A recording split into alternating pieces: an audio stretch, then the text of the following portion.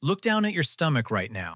What do you see? Is it a sagging layer that hangs over your belt? Is it a hard, protruding mound like a basketball that feels tight? Or a soft, stubborn lower pooch that just sits at the bottom? Most people think fat is fat, but that is a dangerous lie. These are three completely different shapes caused by three completely different biological triggers. One is caused by stress, one is caused by a specific hormone, and one isn't even fat at all. It's actually fluid leaking from a damaged organ. If you treat them all the same, you will never lose it. In this video, we are breaking down the three distinct belly types, what they reveal about your health, and exactly how to fix the one you have. Let's dissect the first and arguably the most dangerous archetype. Type 1, the hard drum. Imagine a guy at the beach. He's got skinny legs, thin arms, maybe even a sunken chest. But his stomach looks like he swallowed a basketball whole. It's high tight, and if you poked it, it wouldn't jiggle. It would feel like a pressurized tire. This is not fat. If you try to treadmill this off, you are wasting your time. This is a liver crisis. In medical terms, we are often looking at early-stage ascites or severe hepatic stress. Think of your liver like a high-performance water filter for a swimming pool. When that filter gets clogged with scar tissue, fibrosis, the blood trying to flow through it hits a wall. But the heart keeps pumping, pushing blood towards the liver. This creates massive back pressure. The pressure gets so high that plasma starts sweating right through the veins and pooling in the empty cavity of your abdomen. That belly is actually trapped fluid. A clinical study published in the Journal of Hepatology observed patients with this specific type of distension. They found that in cases of advanced liver stress, the fat was actually up to 60% fluid retention. The liver was so compromised, it couldn't produce albumin, the protein that holds fluid in your blood vessels. Without albumin, the water just weeps into your gut. If you have the hard drum, your liver is crying out for space to breathe. You don't need a diet. You need a liver rehabilitation program. The prognosis here depends entirely on speed. You have to stop the injury immediately. First, eliminate the solvent. Alcohol is a solvent. It dissolves the lipid membranes of your cells. If you have a hard belly, alcohol is non-negotiable. It has to go. But equally dangerous is high fructose corn syrup. Fructose bypasses every cell in your body and goes straight to the liver to be metabolized. It is alcohol without the buzz. Cut it. Second, you need the TUDCA flush. There is a specific bile salt called TUDCA, but it's a miracle for a congested liver. TUDCA thins your bile. Imagine trying to drain sludge through a straw versus draining water. TUDCA turns the sludge into water, allowing the liver to flush out the toxins that are causing the inflammation. Third, look for the vitamin E complex. You don't want the synthetic stuff at the pharmacy. You need the full-spectrum vitamin E family, specifically tocotrienols. These act like fire extinguishers for fibrosis, scar tissue. In clinical trials, tocotrienols have shown the ability to halt the progression of liver scarring, effectively patching the leaks in the pipes. Let's shift gears. You look in the mirror and see a low-hanging pooch. It's soft, squishy, and sits right above the belt line. It feels different. It's not a hard drum. It's like a layer of protective bubble wrap. You see this heavily in women, but modernized men are developing it at alarming rates. This is the fingerprint of estrogen dominance. Now, don't tune out if you're a guy. In our modern world, we are swimming in a chemical soup that mimics estrogen. This specific type of fat is subcutaneous, meaning it sits just under the skin. It's not the visceral fat that kills you quickly. It's the stubborn fat that refuses to leave. The more belly fat you have, the more estrogen you produce. The more estrogen you produce, the more your body signals to store fat in the lower hips and belly. It is a self-perpetuating feedback loop from hell. Here is the variable nobody talks about: the plastic connection. You could eat clean, but if you are drinking water out of hot plastic bottles, you are dosing yourself with xenoestrogens. These are synthetic chemicals that lock onto your estrogen receptors and scream, "Grow fat."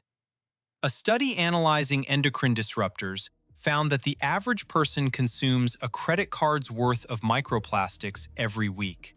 Your hormonal shield belly is essentially a storage unit for these toxins. To strip this shield, we have to shut down the rogue factory manager. We need an aromatase inhibitor. Pharmaceuticals do this, but they come with heavy side effects. Nature gave us a solution: the cruciferous heavyweights. Broccoli, Brussels sprouts, and kale contain a compound called indole-3-carbinol, which breaks down into DIM in your stomach. DIM acts like a traffic cop for estrogen. It takes the dangerous, potent estrogen and pushes it down a benign pathway to be excreted. You can't just eat a stalk of broccoli and expect a miracle. You need a concentrated dose. A high-quality DIM supplement combined with calcium D-glucarate acts as a detox team. The DIM neutralizes the estrogen, and the calcium D-glucarate ensures it actually leaves your body through your stool rather than getting reabsorbed. And for the love of your health, stop heating your food in plastic containers. Switch to glass. When you microwave plastic, you are literally cooking the belly fat onto your body. Type 3, the sagging belly. This is visceral fat. Unlike the subcutaneous fat of the hormonal shield, this fat is wrapped around your organs, your pancreas, your intestines, your heart. This is the stress apron, and it is built by two architects working in tandem: insulin and cortisol. Let's break down the mechanism, because understanding this changes everything. Cortisol is your survival hormone. In the wild, if a tiger chased you, cortisol spiked to give you energy to run. Today, the tiger is your mortgage, your boss, and the traffic on the highway. Your body doesn't know the difference. It stays in fight or flight mode 24/7. When cortisol is chronically high, it does something terrifying. Imagine you have a house, your muscles, and you have cash in the bank, sugar/glycogen. Cortisol ignores the cash. It goes to your house, rips the copper wiring out of the walls, and sells it for quick cash. It breaks down your muscle tissue, your thighs, your glutes, converts that protein into sugar, and dumps it into your bloodstream for energy to fight the tiger. But you aren't running, you're sitting in an office chair. So now, your blood sugar spikes.